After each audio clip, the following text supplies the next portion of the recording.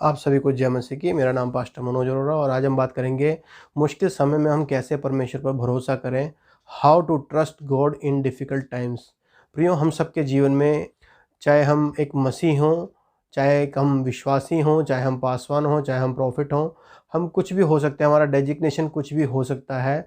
लेकिन हम सबके जीवन में कठिनाइयाँ आती हैं और उन कठिनाइयों में हम कैसे बने रह सकते हैं, उन कठिनाइयों में हम कैसे परमेश्वर के पीछे चल सकते हैं। यदि हम प्रियो दाऊद के विषय में पढ़ें तो दाऊद एक बात को बोलता है, भजन संहिता 23 उसका 4 में बोलता है कि चाहे मैं अंधकार से भरी घोर तराई में होकर गुजरूं तो भी मैं हानि से न डरूंगा, क्योंकि तू मेरे साथ रहता है। वो परमेश्वर की इच्छा के अनुसार चलने वाला व्यक्ति था, वो परमेश्वर की इच्छा को जानता था।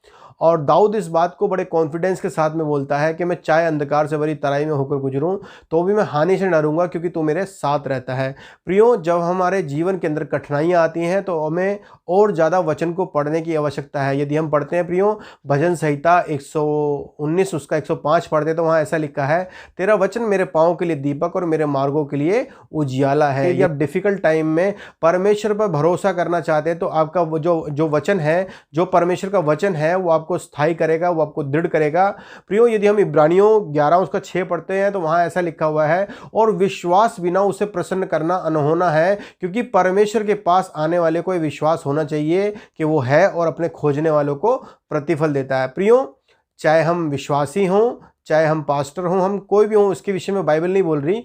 बाइबल कहती है कि परमेश्वर के पास आने वाले को ये विश्वास होना चाहिए कि वो है और अपने खोजने वालों को प्रतिफल देता है। प्रियो, जब आप उसे खोज रहे हैं डिफ़िकल्ट टाइम में, अपनी परेशानी के समय में, निश्चय वो आपको मिल जाएगा। दाऊद एक बात को और बोलता है, वचन कहता है कि संकट के समय अति सहज से मिलने वाला परमेश्वर। दाऊद इस बात को बोलता है कि संकट के समय अति सहज से मिलने वाला परमेश्वर। प्रियो, यदि आप संकट में हैं, यदि आप परेशानी में हैं, आपके आसपास के जो परिस्थितियां हैं वो गंभीर हैं, तो याद रखिए ये वो समय है कि परमेश्वर आपको मिल सकता है। परमेश्वर 24/7 अवेलेबल रहता है, बस आपको उसको पुकारने की आवश्यकता होती है।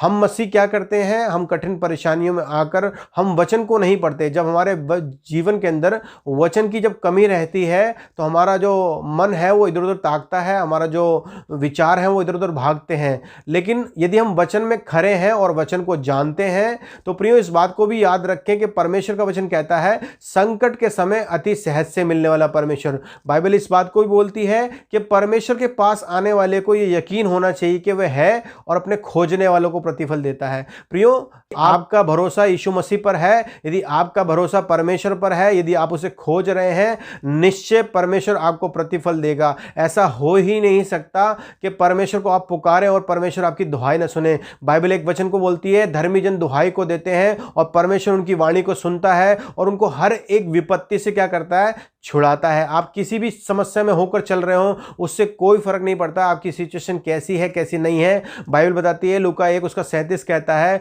परमेश्वर के लिए हर एक बात संभव है। जो कार्य मनुष्य के लिए इम्पॉसिबल है वह परमेश्वर के लिए पॉसिबल है। जिन कार्यों को मनुष्य नहीं कर पाता उनको हमारा परमेश्वर करता है। हालेलुया। बस आपको एक काम करना है, आपको अपनी कठिन परिस्थिति में आपको परमेश्वर की ओर ताकना है। दाऊद को ये कॉन्फिडेंस था, चाहे मैं संकट में होकर गुजरूं, चाहे मैं अंधकार से भरी तराई में होकर गुजरूं, तो भी मैं हानि से नहीं डरूंगा, क्योंकि परमेश्वर तू मेरे साथ रहता है। दाऊद ने इसी बात को कहा है कि संकट के समय अति सहज से मिलने वाला परमेश्वर। यदि आप परेशानी से होकर जा रहे हैं, निश्चय जानो प्रियो, ये एक बेहतर मौका है, आप परमेश्वर को पुकारें। आप परमेश्वर को पुकारेंगे, निश्चय परमेश्वर आपकी प्रार्थना का उत्तर देगा। प्रियो, परमेश्वर कभी भी आपको अनाथ नहीं छोड़ता। बाइबल बताती है, एक दूध पिलाती हुई माँ अपने बच्चे को भूल सकती है, लेकिन हमारा परमेश्वर यीशु मसीह, जिसकी हम उपासना करते हैं, जिसके हम पीछे चलते हैं, वो ना कभी हमें छोड़ेगा और ना हमें कभी त्यागेगा।